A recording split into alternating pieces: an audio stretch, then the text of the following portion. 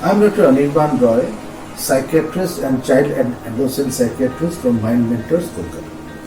Today I am here to discuss about depression. Depression is a major mental disorder. It is very common and this is actually a sadness that is persistent for more than 2 weeks and pervasive in most of the situations in life. And not only that, it is dysfunctional. That is, the person cannot perform his normal task that is expected from him or her.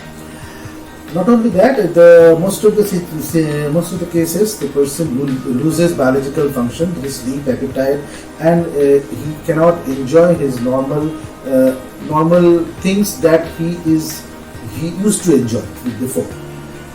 It is definitely different from this normal sadness, which is short staying, and that is not so dysfunctional. We can all have sadness for some time or the other in life, but depression is definitely more than normal sadness, and it is a disease, because depression is associated with lot of physical disorder like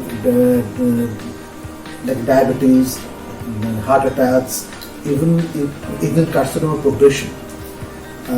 Not only that, depression is caused for the major cause of loss of working ability of the human being. This is the most important cause of morbidity, the second largest cause of morbidity, and it is associated with suicide. And suicide is a modern pandemic, and it is actually in the world, one person commits suicide in every 40 seconds. So suicide is a big thing, and in COVID it is more important because we lost so many things, and loss and stresses are predisposed to depression. Now, who can have depression?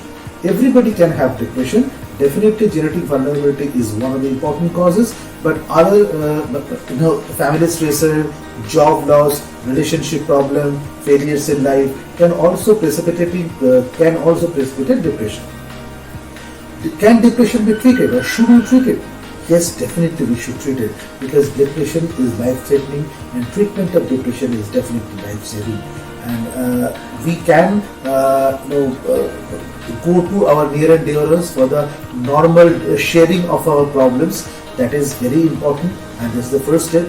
And if it is not solved by that way, so we must go to the mental health professional, where the mental health professional can try to solve your problem from your perspective, and maybe teach you some skills to how to cope with your problem. Sometimes that teaching is not possible because of your mental illness or depression or sadness. So in that case, we must take medication, and depression medication is life-saving, and it is not addiction-producing. It may be needed for some time, quite some time, but it is definitely not lifelong. Thank you.